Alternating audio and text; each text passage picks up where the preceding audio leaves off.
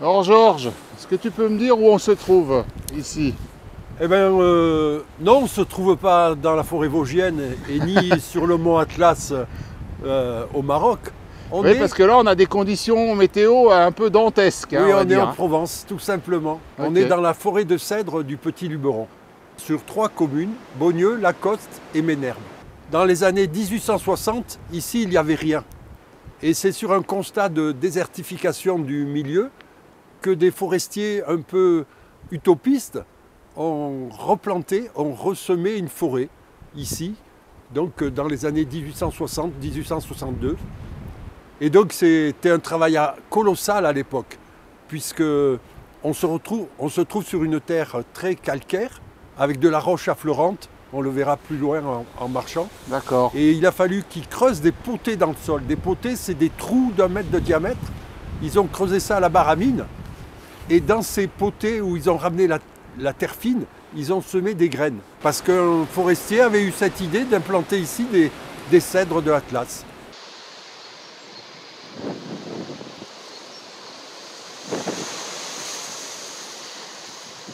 Là, on a un petit bouquet qui illustre bien les arbres de première génération. On les voit, ils ont vraiment cette silhouette, ce port, comme on dit les forestiers, avec un tronc déjà d'une certaine dimension et beaucoup de branches. Ils sont très branchus parce qu'ils ont poussé assez écartés et donc ils ont pu chercher la lumière avec leurs branches. Donc ça, c'est vraiment la silhouette de l'arbre de première génération. Là, il y en a un autre encore.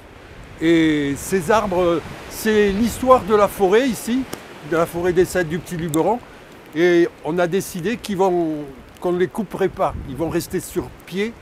On les a numérotés, inventoriés avec l'INRA et on fait un suivi de ces vieux arbres. D'accord. Donc ça, arbres de première génération.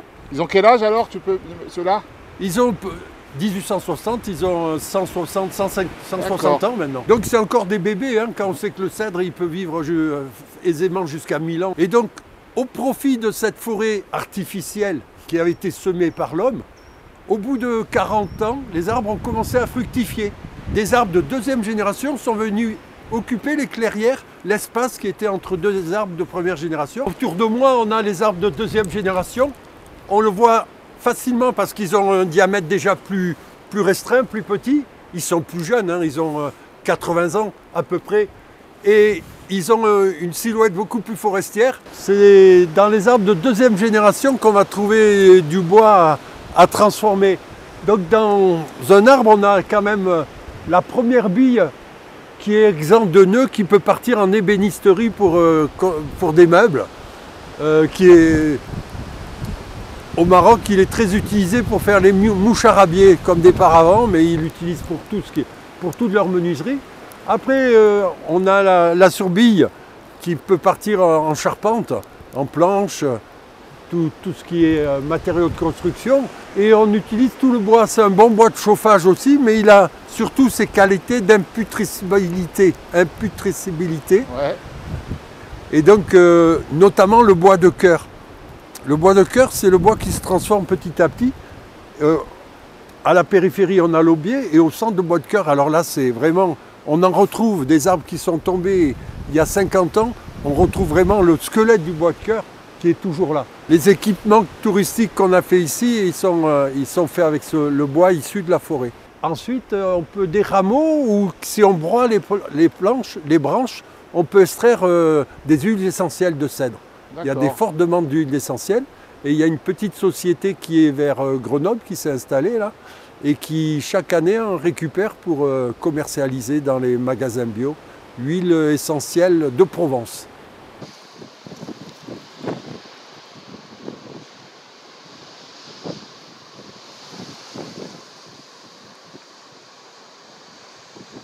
Ça, c'est un arbre de première génération, donc Ouais.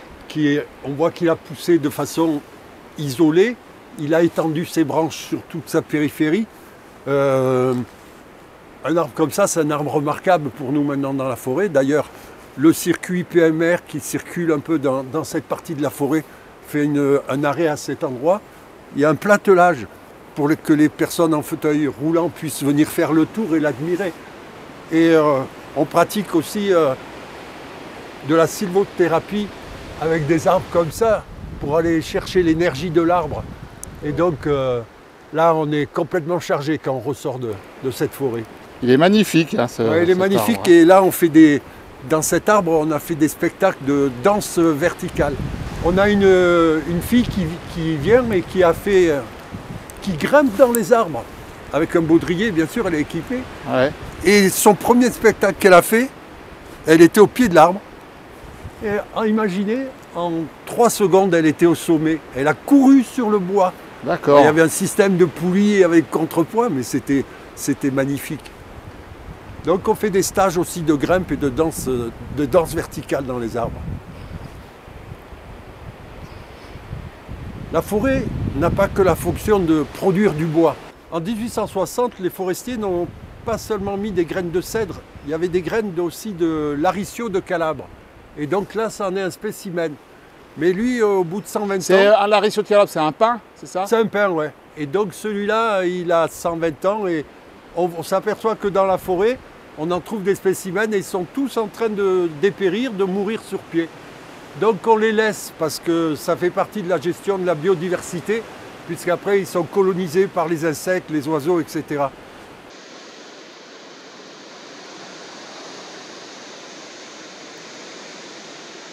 Donc là, on est devant un arbre de première génération qui a eu une histoire un peu particulière. Il a été foudroyé il y a déjà pas mal d'années, mais il n'est pas mort. Et de ces branches vivantes est repartie une forêt aérienne. On voit ces branches et ces troncs qui sont repartis. Sous l'action de la lumière, ils sont remontés droit. Et on a un arbre remarquable qu'on appelle l'arbre candélabre. Et ce lieu illustre bien ce qu'on disait, l'arbre de première génération qui a été semé, 1860, et autour de lui, les arbres de deuxième génération qui se font cercle, qui est issu de ces graines. Donc on a une famille ici. On retrouve autour de lui les arbres de deuxième génération, et qui sont ses enfants, qui sont issus de ces graines, avec le petit préféré là, qui est pris entre les branches, donc qui est bien protégé. Voilà, ça illustre bien comment s'est développée la forêt en cercle concentrique autour de ces arbres de première génération. Et elle a tendance à toujours gagner au fil des ans, au profit de ces graines qui s'envolent, poussées par le vent. Elle fait quelle surface qui vont germer. Forêt, alors Environ 300 hectares de forêt de cèdre maintenant, plus ou moins dense. Hein.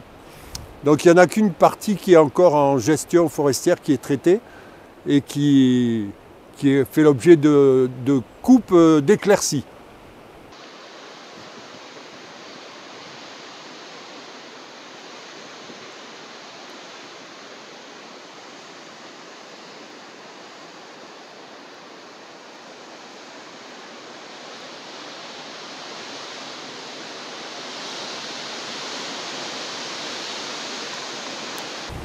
Alors Georges, on a avancé un petit peu et là on voit des cèdres qui sont tout jeunes alors ceux-là. Hein. Ouais, donc ceux-là, c'est la future forêt des cèdres. C'est une petite parcelle, pas bien grande, hein, de 2 hectares qui a été mise en régénération suite à un début d'incendie. Historiquement, il y a eu un arbre foudroyé, un début d'incendie. Et donc le forestier de l'époque a fait faire une petite coupe rase. Et donc on a une régénération en futée régulière. C'est-à-dire que tous les arbres ont le même âge et à peu près le même diamètre similaire. Ils ont à peu près 25 ans maintenant, cette parcelle. Donc toi tu les as vus pousser ceux-là? Moi je les ai vus pousser. Parce que toi tu étais le garde forestier d'ici, hein, c'est ça? Moi j'ai été 20 ans sur cette forêt. Je suis arrivé à peu près en 2000. Et donc j'ai pris ma retraite il y a 1 an. Donc ces arbres, je les ai vus petits, on passait avec les écoles, on venait voir la régénération.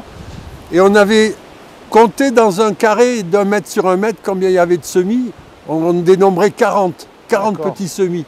Et donc là, arriver à que les arbres poussent et profitent, on a fait ce qu'on appelle du dépressage. Tu les éclaircis, c'est ça? On les a éclaircis. Ça se régénère très bien le cèdre alors, hein? Les graines qui tombent chaque année, si elles tombent sur un sol qui a été préparé, pas trop de broussailles et tout, ça démarre direct, ça part bien. Donc cette graine de cèdre a une valeur de plus en plus importante maintenant avec le réchauffement climatique, parce qu'on est ici sur des peuplements classés et on va faire, chaque automne, on vient récolter des graines de cèdre, on grimpe aux arbres, il y a des grimpeurs qui viennent, ils récoltent, qu'on envoie après à la sécherie de la Joux ou aux pépinières privées qui produisent des plants de cèdre. Cette première cèdrelle sert à repeupler d'autres forêts ou à constituer d'autres forêts, c'est ça? Oui, c'est pas l'unique. Hein. En France, en 1860, le Ventoux aussi, on a une grande cédrée qui date de la même époque avec le même souci de lutter contre l'érosion des sols. Et on a une grande forêt, alors là sur Carcassonne, à Rialcès, immense, où c'est sur du sol siliceux avec beaucoup plus de pluviométrie, où les arbres pour le même âge, ils font le double de hauteur et le double de diamètre que les nôtres ici, où on est sur un sol très pauvre. On est sur une classe de fertilité de 3 à 4 ici. Donc c'est pas vraiment un sol très riche. Mais bon, elle a cette particularité, la forêt des cèdres du Luberon, c'est d'être très visitée parce qu'elle est facilement accessible. Et donc les gens apprécient beaucoup de venir ici. Donc ça, tu m'as parlé du réchauffement climatique, c'est une essence qui est adaptée à ce réchauffement, ça? Tout à fait. Bon, elle est originaire du Maroc et de l'Algérie, de l'Atlas, mais à des altitudes beaucoup plus prononcées qu'ici. Et elle est adaptée au climat méditerranéen, donc elle est adaptée à ce réchauffement climatique. Et petit à petit, on a entrepris de gros reboisements avec cette essence dans la forêt vosgienne et partout dans le quart nord-est de la France.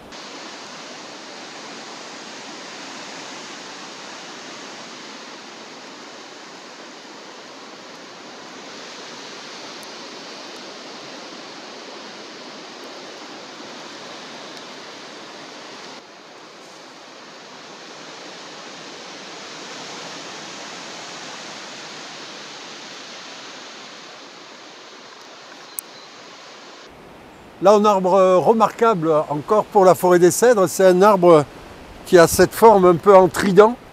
Bah, il y en a 4 là, mais c'est un trident à 4 branches. Et donc c'est un arbre que les gens viennent voir facilement, régulièrement. C'est l'arbre de la conteuse aussi, parce qu'une année, il y avait une conteuse qui s'était installée là et qui racontait des histoires de forêts hantées, de forêts vivantes. Voilà. Moi, je me rends compte que les cèdres, c'est des arbres qui sont vraiment très beaux. Les vieux, là, ils sont magnifiques, quoi. Ils ont un port très, très beau. Oui, il y a des choses remarquables, comme ces arbres parsemés un peu dans la forêt. Il y en a plus loin, il y en a un, j'ai appelé l'arbre éléphant, parce qu'il a une branche énorme qui sort de la base, comme une trompe. Plus loin là-bas, quand je balade les écoles, il y a un arbre. On l'a élagué, donc il a plein de bourrelets de cicatrisation comme ça. Là. Ça, c'est le bourrelet de cicatrisation. Et ça lui fait un peu des yeux partout. Il a des branches, je l'ai appelé l'arbre gnome. Et les enfants l'aiment bien, quoi. Ouais, c'est rigolo. Donc pour au toi, gré des balades. Pour toi, le cèdre, c'est un très bel arbre à tout point de vue, quoi. Ah, c'est un arbre... C'est le symbole de l'immortalité, déjà. Donc, c'est un arbre du bassin méditerranéen et toutes les religions ont utilisé le bois de cèdre pour les écritures saintes. Donc il a une très grande valeur. D'accord. Et puis c'est un arbre d'espoir puisqu'on va l'utiliser pour reboiser les forêts du quart nord-est aussi. Peut-être un jour il va disparaître ici, il sera plus haut dans le nord de la France. Mais ouais, c'est une histoire, hein, le cèdre. On a créé aussi un festival qui s'appelle Rêve de Cèdre, qui a eu lieu ici dans la forêt pendant 8 ans, où on avait des gens qui dansaient dans les arbres, où on avait un pianiste qui venait avec son piano demi-queue, et une année, on l'a monté à 4 mètres de haut dans les branches d'un cèdre.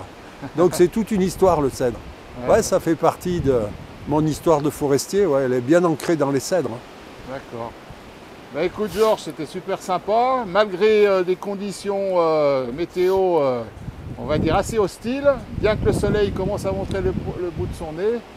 Mais il y a eu un avantage, c'est qu'on était tout seul en tout cas. Ah mais ça, on est souvent tout seul quand même, les forestiers sont souvent tout seuls. Il suffit de trouver le bon moment et profiter pleinement de toute cette force, cette vitalité qui nous entoure, quoi. Ok, ben, Voilà. Je te remercie et je te dis à bientôt alors. Ben oui, à une prochaine, hein.